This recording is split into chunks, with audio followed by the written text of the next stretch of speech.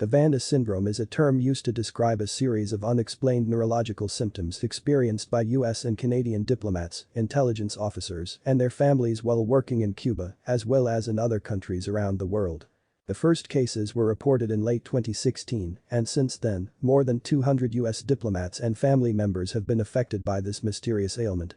The event has caused widespread concern and speculation, as well as a flurry of investigations by multiple government agencies and medical experts.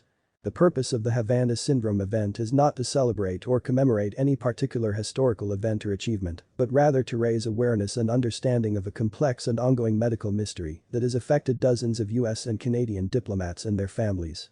The event is significant in that it represents a serious and ongoing threat to the health and well-being of American and Canadian personnel serving abroad, as well as to the overall security and effectiveness of these countries' diplomatic and intelligence operations.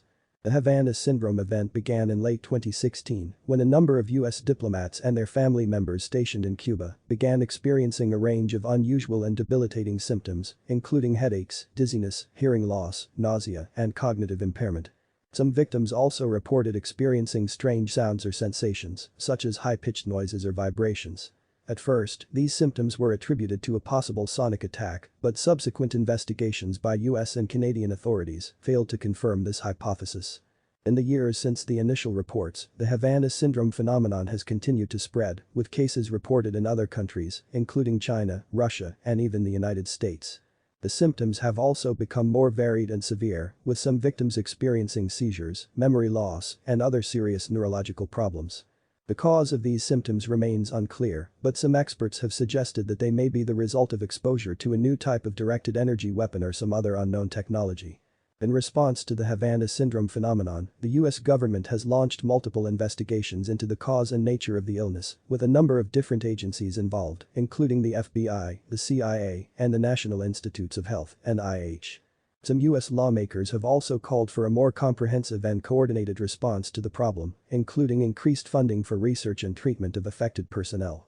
At the same time, some diplomats and other government officials have criticized the US government's response to the Havana syndrome crisis, arguing that it has been slow, disjointed, and inadequate. Some have also suggested that the government has downplayed the severity of the problem or failed to adequately support affected personnel and their families.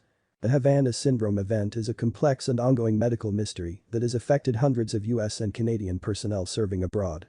The cause and nature of the illness remain unclear, but the symptoms are serious and debilitating and have raised widespread concern and speculation.